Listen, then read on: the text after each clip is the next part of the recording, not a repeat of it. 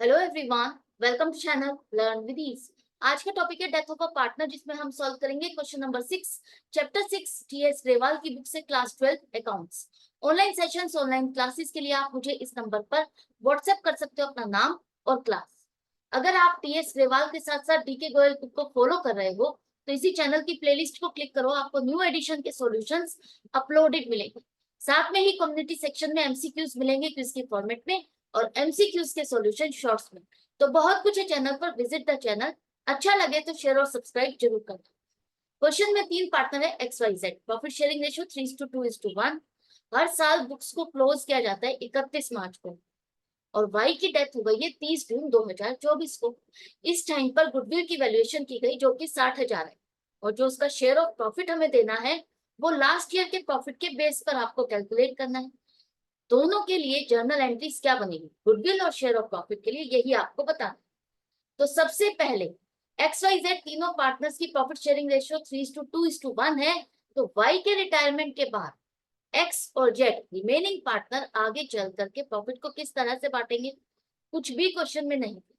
तो इसका मतलब जो कॉम्बिनेशन इनका पहले था 3:1, वही न्यू रेशियो रहेगी 3:1। तो यहाँ पर वाई का शेयर ऑफ प्रॉफिट किसको कितना मिला, नहीं दिया। तो इसका मतलब y का जो शेयर ऑफ प्रॉफिट 2/6 है वो इन दोनों ने अपने इसी रेशो में ही बांटा है। जो ओल्ड रेशो में इनका कॉम्बिनेशन है उसी रेशो में इन दोनों ने इसका शेयर ऑफ प्रॉफिट बांटा। तो जिस हिसाब से बांटा वही तो आपकी गेनिंग रेशो है। जब चेंज इन पीएसआर नहीं होता पार्टनर के डेथ के बाद या रिटायरमेंट के बाद, ओल्ड पार्टनर्स का वही कॉम्बिनेशन रहता है, तो गेनिंग रेशो भी आपकी वही रहेगी। इस ट्रिक को अप्लाई करना सीखो, new ratio minus old ratio नहीं करना। करेक्ट है। अब ये गेनिंग रेशियो तो आ गई, अब आपको देखना है कि वाई का शेयर ऑफ गुडविल कितना बनेगा। Total goodwill of the firm तो 60,000 है, वाई का शेयर ऑफ गुडविल बनेगा 60,000 का 2/6 पार्ट 20,000, जिसे हम गेनिंग रेशियो के हिसाब से डिवाइड करेंगे। मतलब किस पार्टनर को कितना हिस्सा आगे चल करके मिलने वाला है। वाई का शेयर ऑफ गुडविल में से 20,000 में से 3/4 15,000 एक्स को मिलने वाला है, ये गेनिंग पार्टनर है। इसी तरह से जेड को 20,000 में से 5,000 रुपए और मिलने वाले हैं जो कि वाई का शेयर ऑफ गुडविल है। तो इन दोनों को वाई का जितना जितना शेयर मिल रहा है, ये दोनों गेनिंग पार्टनर है, तो इन दोनों के कैपिटल अकाउंट आप डेबिट करोगे और ये दोनों मिलकर के वाई को पेमेंट करेंगे, कंपनसेट करेंगे। एक तरह से इन दोनों ने इसका शेयर ऑफ गुडविल खरीदा और इसके लिए पेमेंट की। तो शेयर ऑफ गुडविल तो आपके लिए इजी है, कोई मुश्किल तो नहीं है, ये आपने रिटायरमेंट के टाइम पर अच्छे से सीखा है। अब इस गुडविल के एडजस्टमेंट के बाद यहाँ पर हमें प्रॉफिट, शेयर ऑफ प्रॉफिट का भी ट्रीटमेंट करना है, उसकी जर्नल एंट्री बनाना। तो यहाँ कहा है कि वाई के शेयर ऑफ प्रॉफिट के लिए हमें लास्ट ईयर के प्रॉफिट का बेस लेना है। क्यों लेना है, क्योंकि इसकी डेथ हो गई है मिडल ऑफ द ईयर, 30 जून को आपको इसका सेटलमेंट करना है। तो 30 जून को आपका फाइनेंशियल ईयर क्लोज नहीं हो रहा, फाइनेंशियल ईयर तो आपका क्लोज होगा 31 मार्च 2025 को।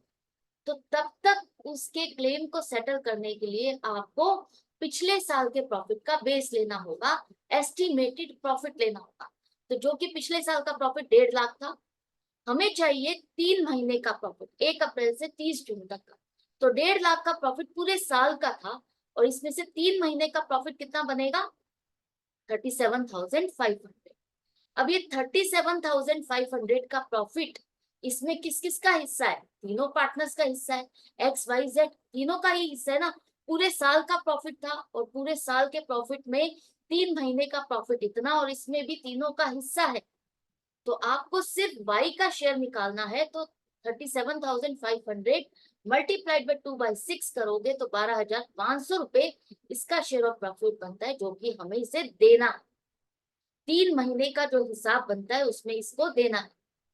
अब इसकी जर्नल एंट्री क्या बनेगी, अगर आपको रिटायरमेंट वाला चैप्टर आप कर चुके हो, सीख चुके हो, समझ चुके हो, तो याद होगा कि जब भी चेंज इन पीएसआर नहीं है, रिमेनिंग पार्टनर्स की प्रॉफिट शेयरिंग रेशियो चेंज नहीं हो रही और हम एस्टिमेटेड प्रॉफिट ले रहे हैं, एक्चुअल प्रॉफिट का बेस नहीं ले रहे, तो एस्टिमेटेड प्रॉफिट है ये आपका और चेंज इन पीएसआर नहीं हो रहा, तो जितना भी प्रॉफिट है डिजीज पार्टनर का वो हम profit and loss suspense account के थ्रू करेंगे। क्योंकि अभी जो ये प्रॉफिट है ये एस्टिमेटेड है, जब एंड ऑफ द ईयर बटेगा, जब एक्चुअल प्रॉफिट मिलेगा, तो एंड ऑफ द ईयर जब प्रॉफिट बटेगा वो एक्स और जेड में बटेगा। मान लेते हैं 1 लाख का प्रॉफिट होता है एंड ऑफ द ईयर, तो यही माना जाएगा 1 लाख में से इतना हिस्सा हम निकाल चुके हैं, इतना हिस्सा हम वाई का जो बनता था दे चुके हैं, बाकी बचा 87,500, वो इन दोनों पार्टनर्स में इनकी रेशो में बढ़ जाएगा। Profit and loss suspense account ही हम क्यों यूज करते हैं?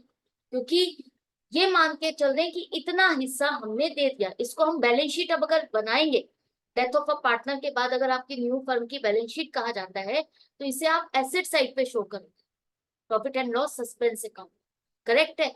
और जब आप एप्रोप्रिएशन अकाउंट बनाओगे एंड ऑफ द ईयर, तो ये profit and loss suspense account आपका एप्रोप्रिएशन में डेबिट साइड पे शो होगा, जितना प्रॉफिट हुआ उससे एडजस्ट हो जाएगा।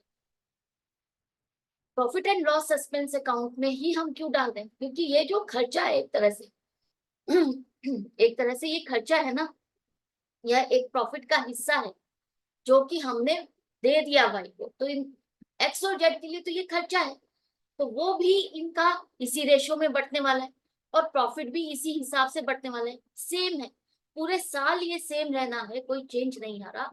तो हम यही मान के चलते हैं उतने हिस्से को हम एक अलग अकाउंट में ट्रांसफर कर देते हैं, profit and loss suspense account में, और जब एक्चुअल प्रॉफिट होगा उसमें से इसको माइनस कर। तो ये लॉजिक है profit and loss suspense account को यूज करने का। आई होप आपको अच्छे से समझ में आ गया।